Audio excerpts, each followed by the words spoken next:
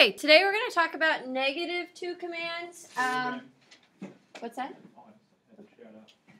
All right, so at the very beginning of the chapter, we talked about the difference between subjunctive and the indicative, and everything we had done up until now was the indicative. And that was all things that were set in stone, facts, and things that don't change from person to person. And then the subjunctive were things that were more wishy-washy, feelings, opinions, so on and so forth. Doubts, wishy-washy is just kind of the term. Okay.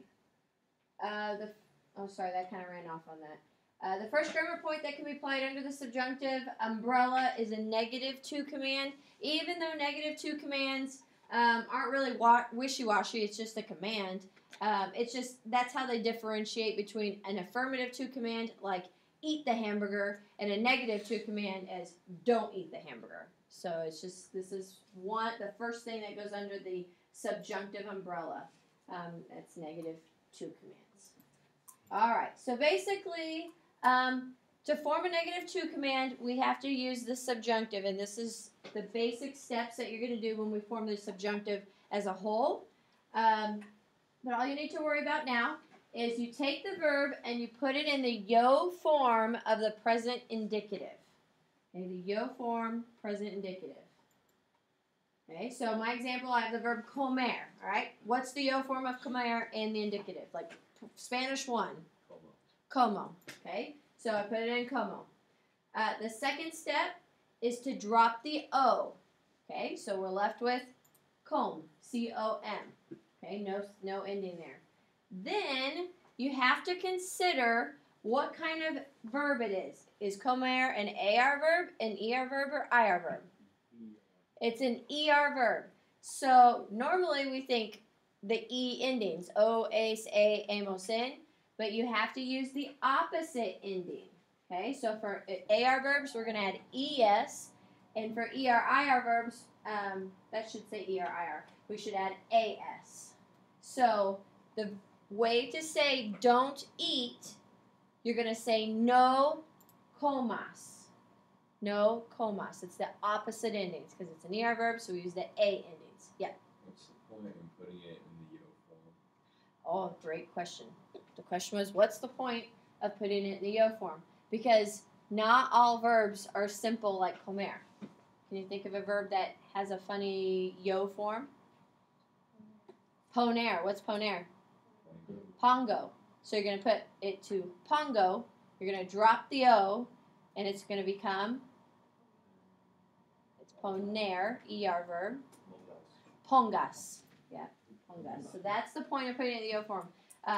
And that's what, and this is with the subjunctive. This is the basic idea on how we form it, and we're going to be working with this the rest of this year and all of next year in Spanish 4. So you have to get the habit of thinking, what's the yo form of the verb, drop the O, and add the ending, the opposite ending. So comas means don't eat that? Coma, you have to put the no in front of it. No comas. You have to put the no. So it's don't eat la hamburguesa. Any other questions? No. No? Keep going? Okay.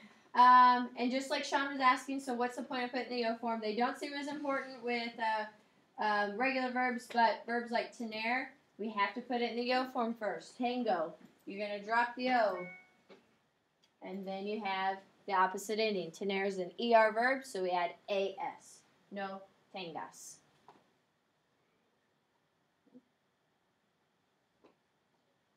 Give me a second to write that down.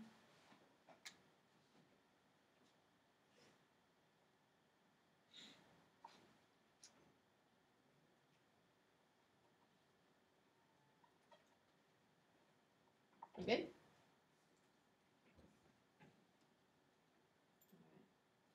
Okay, here are some irregular -2 commands. All right, keep in mind our song, Vente Ponsal, Asti Seve, Vente Ponsal, Asti Seve, and so on and so forth. These irregulars, guess what, are also irregular or funny, have that funny yo form in the -2 commands. So we have our affirmatives, irregulars. Let's look at the -2. Venir is veen, affirmative. The O form of venir is vengo, so it becomes vengas, no vengas. Tener, tengas. Poner, pongas. Salir, salgas. Hacer does not, the O form of hacer is hago, so it's just like the others, hagas. Decir, digo, digas. And then the last 5, they're just irregular.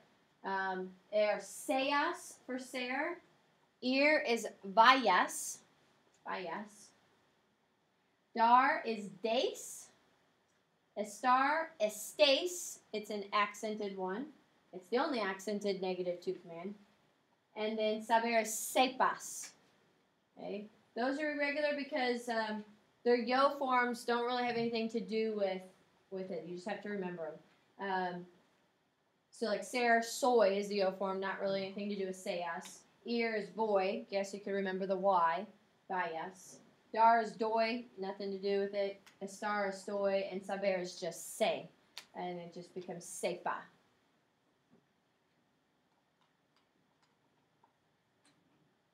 I had a teacher tell me there's another little song that you can remember. Those the ones that are black and red, the 3 all red ones you just have to memorize.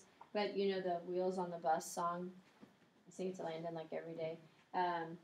You know, wheels on the bus go running round. So we have no vengas, no tangas, no pongas, no salgas, no agas, no digas, no seas, no vayas. You know, and it just kind of stops. But that can be a little helpful hint if you need to. If you're a song person and need to learn a song. No vengas, no tangas, no pongas, no salgas, no agas, no digas, no seas, no vayas. And the song stops. So. Just a tune, not really a song. Do you guys want to sing it? No. No? No? No. Just one time. Would you do it one time with me? No. Please. Here we go. Uno, dos, tres. No vengas, no tangas, no pongas, no salgas, no agas, no digas, no seas, no vayas. Excellent. Okay. Get them all written down? See? See? You good, Alberto? Yeah. All right. Yeah. Okay, now, remember how we had reflexive pronouns and object pronouns? What did we do with them in affirmative commands? Put them on the end. We attached them to the end. Guess what we do with these? Put them on the end. No, we do not attach them to the end. Reflexives and object pronouns go before the conjugated verb. Okay? So don't eat it, meaning the hamburger. Okay? So what pronoun would be corresponding to the hamburger?